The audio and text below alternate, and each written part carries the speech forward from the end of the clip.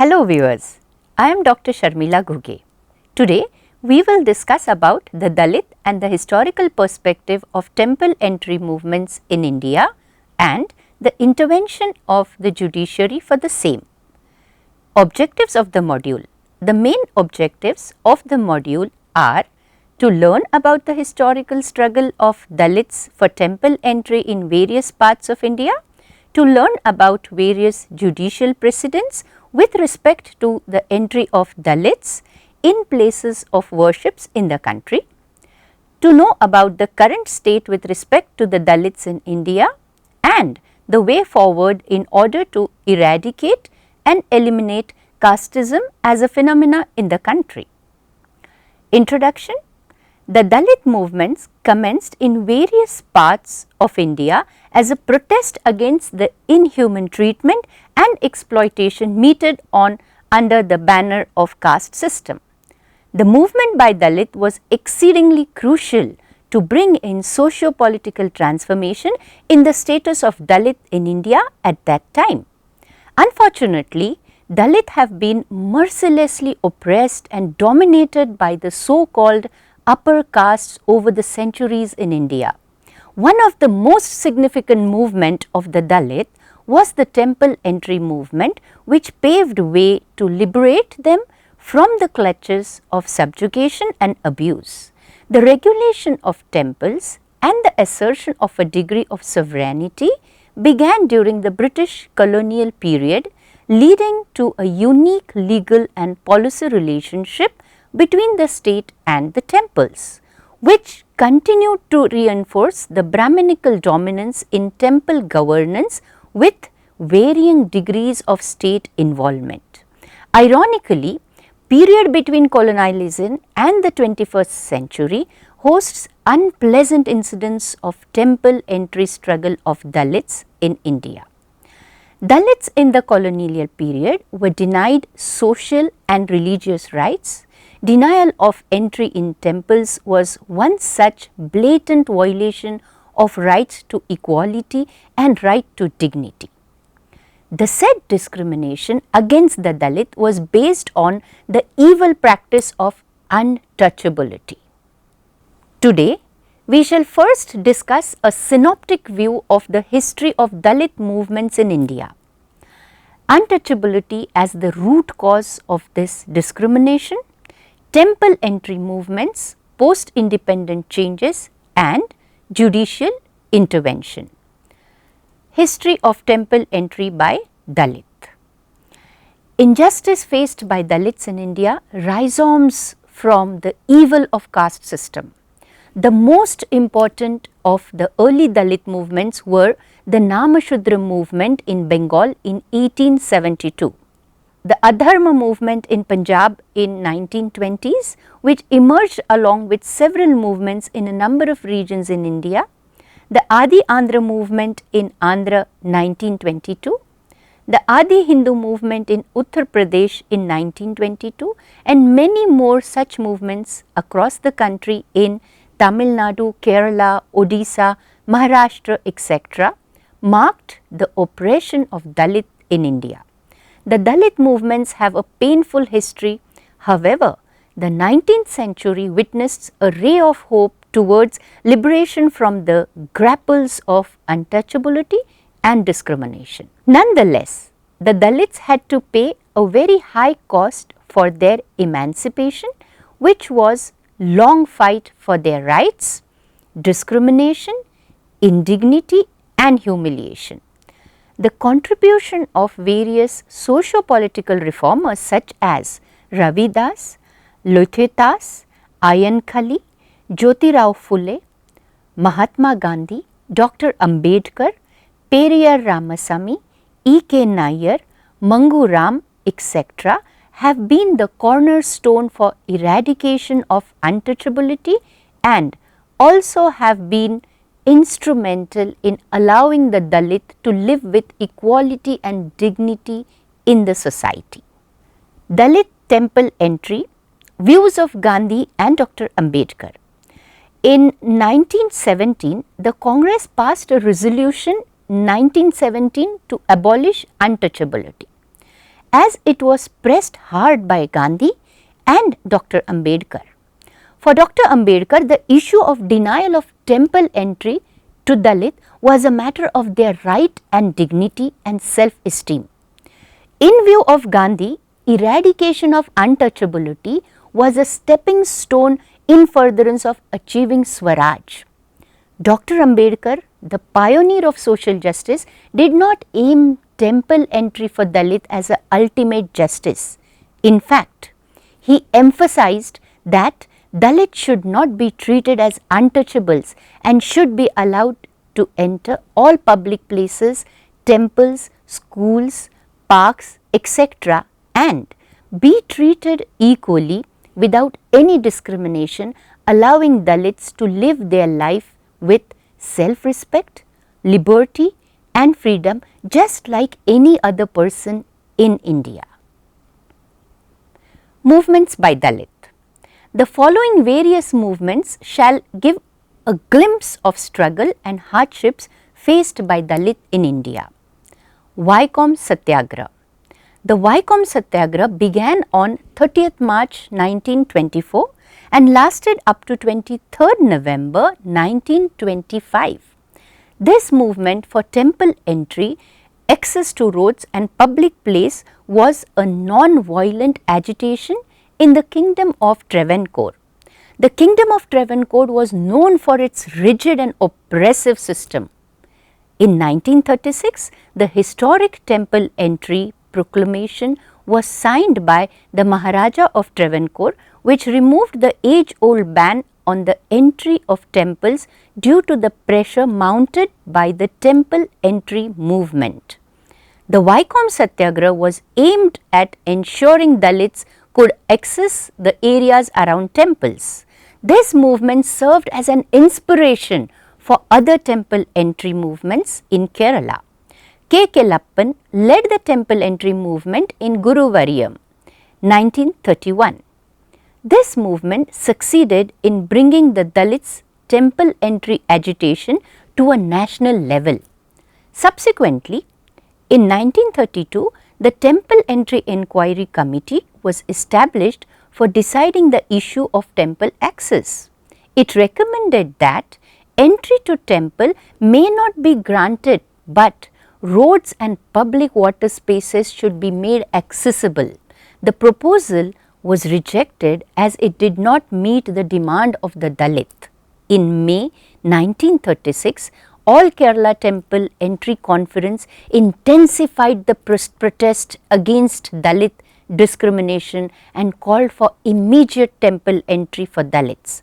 Consequently, Maharaja Chittithara Thirunul Balarama Varma issued a historic proclamation declaring that temples under the administration of his kingdom would be open to all Hindus regardless of caste.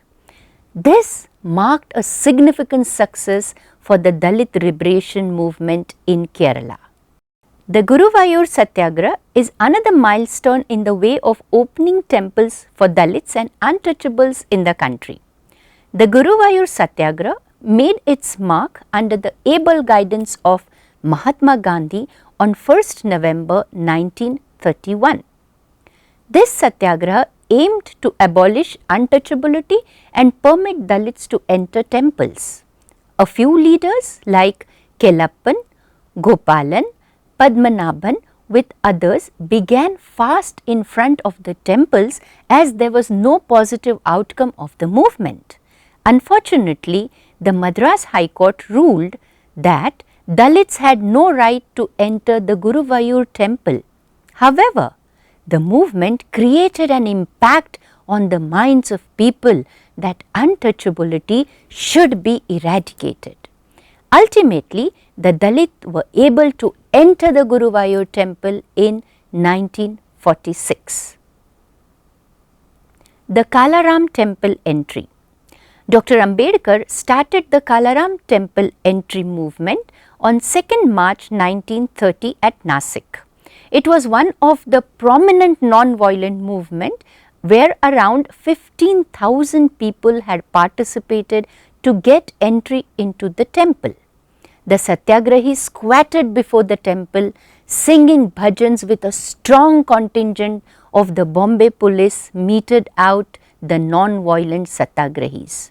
This Satyagraha continued for 5 years, and finally the temple gates were opened for the Dalit. Temple entry in the Meenakshi temple at Madurai. On 8 July 1939, the Dalit and Nadars, the most suppressed communities in Madras Presidency, after a long struggle, successfully entered the famous Meenakshi Sundareshwar temple in Madurai and created history in the struggle against untouchability in the country. Temple entry movements in Odisha.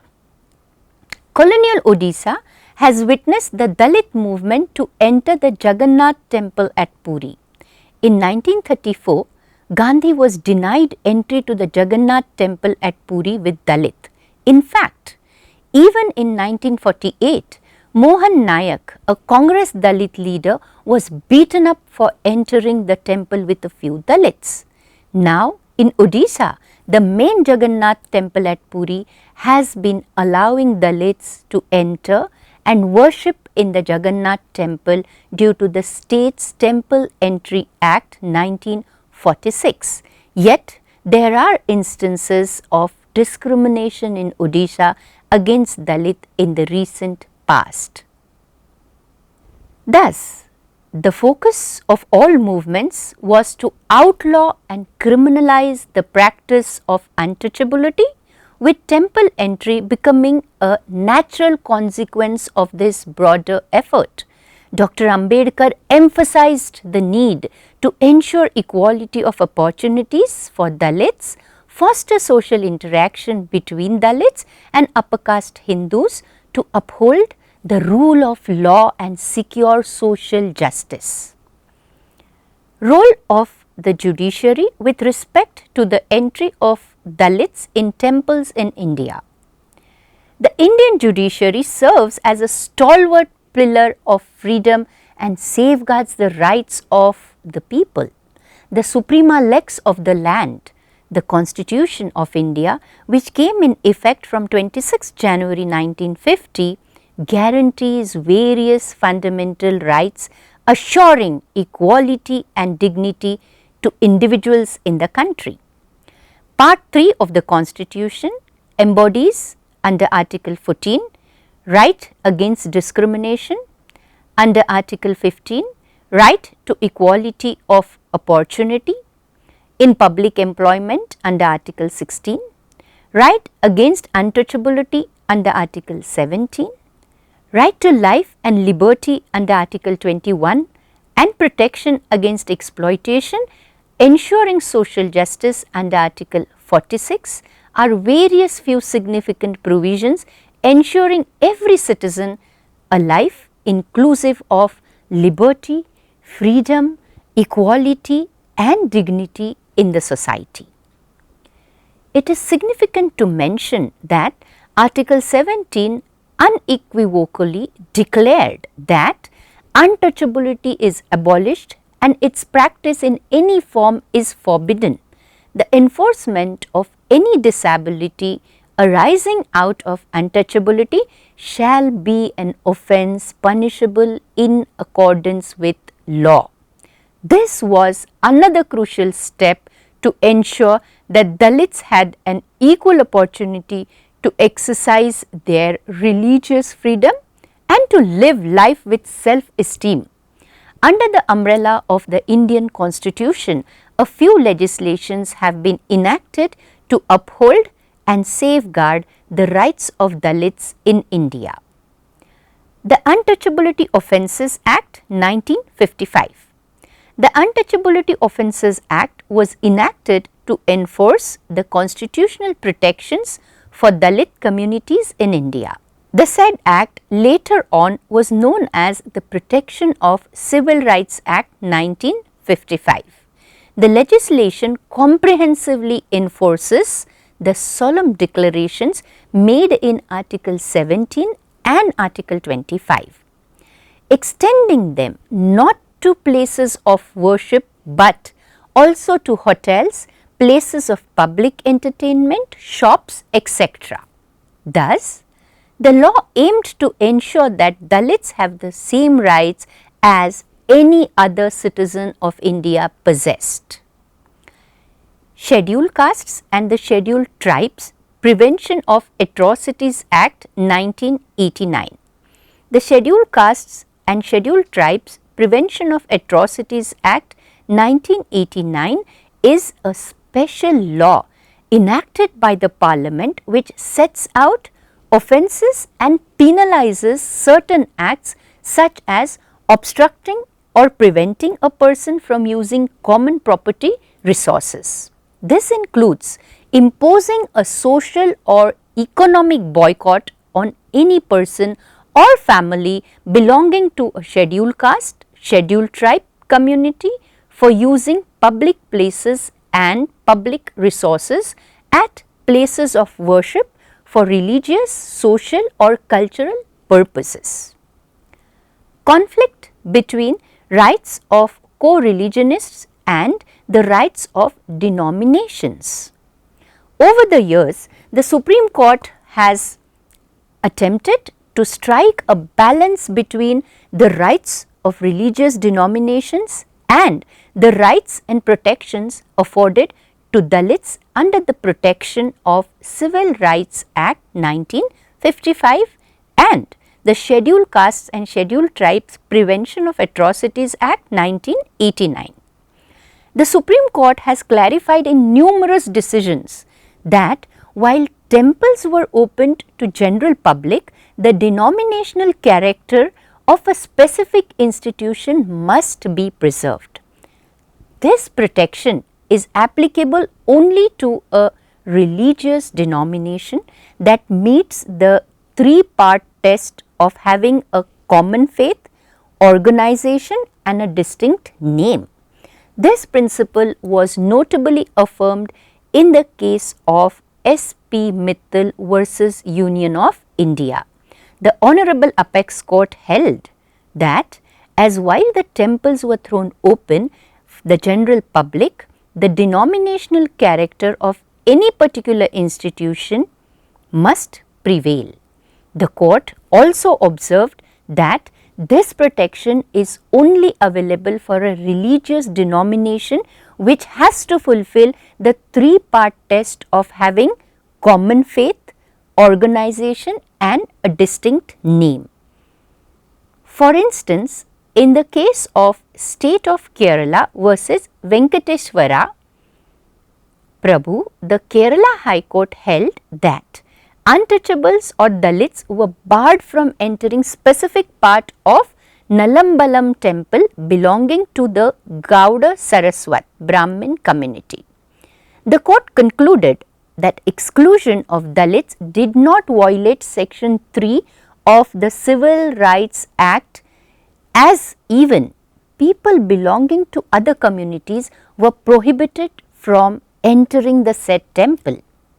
Furthermore, the court held that the act did not create any new right for Dalits to enter Jain temples, as it only put the rights of Dalit on par with those others of the same religion. The courts have consistently argued that it would be inconsistent if Dalits were granted broader rights of entry other than co-religionists. In the case of Venkataramana Devaru versus State of Mysore, the Supreme Court ruled that a religious denomination can exclude the public from worshipping at a temple, but only for the services exclusive to the denomination. They cannot prevent the public from entering a public place of worship at any time. In Sastri Yagnapurushadiji versus Muldas Budardas Vaishya, the Supreme Court upheld the validity of legislation that allowed Dalits to enter temples, emphasizing that section 3 of the Civil Rights Act does not intend to interfere with the traditional manner of worship it grants Dalits the same rights to enter the temple as other Hindus. This interpretation of the temple entry provisions by the courts is supported by the fact that there is no evidence that the Civil Rights Act intended to confer new rights on non-touchables. The Act penalizes exclusion only on grounds of untouchability, not on grounds of religious denominations.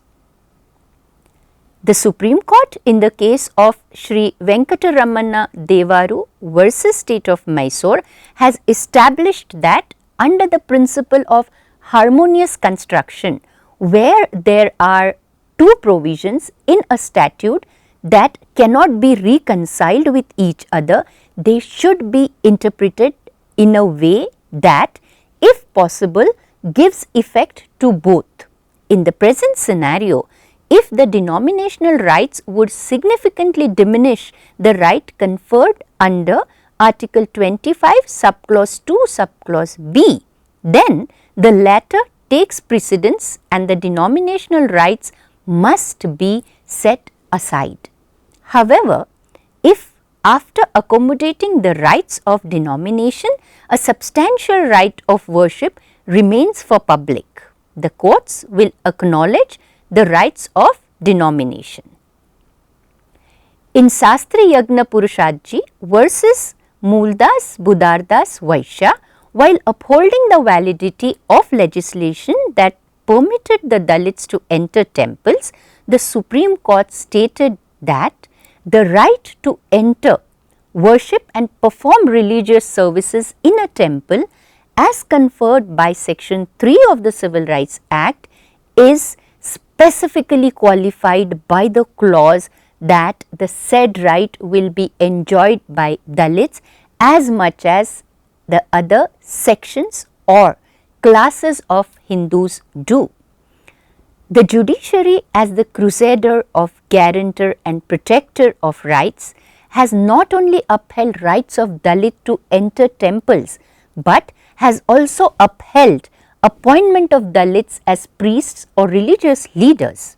Nonetheless, the courts have strived to strike a balance by protecting Dalits from discrimination and protecting the rights of various religious denominations. The contemporary period, being a phase of augmentation in all walks of life for the citizen of the largest democracy of the world, has certainly changed the scenario of Dalits in India. With the advent of gamut of legislations and the judicial activism in the country, right to equality runs like a golden thread throughout the fabric of Indian democracy. However, as every coin has two sides, the darker side of the Dalits' rights in public spaces remains on fringes of public attention in few parts in India. A 2022 survey in Raichur revealed that only 9 out of 56 villages grant Dalits temple access, despite the fact that the constitution bestows right to equality and strictly prohibits discrimination on grounds of religion, race, caste, etc. It is ironically witnessed that in some parts of the country, the reality is far from the realistic expectation. Though the situation has improved considerably and Dalits enjoy their rights, yet there are instances of discrimination across the country. For example, Dalits in Karnataka face increasing hostility, leading to an 11% surge in violence from 2019 to 2021. While access to public transportation, government offices and schools has improved, temple remain strongholds for perpetuating caste-based discrimination. Conclusion: The Dalit movements for temple entry has encouraged the democratic ideals of liberty, equality and social justice as reawakening among the person of different castes. The strong opposition to the practice of untouchability and discrimination has brought the Dalits to the mainstream politics and allowed them to actively participate in the nation building. Thus, the Dalit movement has become a powerful social movement to bring a major socio-economic and political transformation in the conditions of Dalits. Nonetheless, the discrimination faced by Dalit as crucial human rights issue remains on the periphery of public awareness. Discrimination persists particularly in temples where fear, tradition and caste hierarchy continue to keep Dalits at bay in some rural parts of India. The hostility towards Dalit in some villages has led to increased violence, with temples serving as the last strongholds for those seeking to perpetuate oppressive ideas. To address these challenges, concerted efforts, support and constitutional awareness programs are needed to ensure that Dalits' rights to access public places is not merely a fleeting spectacle. There is need to consider Dalits as an indispensable part of the society, not merely in words but in true spirit, in order to make them a part socially, politically and also culturally of this country. Every individual must respect the self-dignity and self-respect of Dalits in India. Thus, a complete transformation in attitude of people is a precondition to achieve comprehensive social justice in India.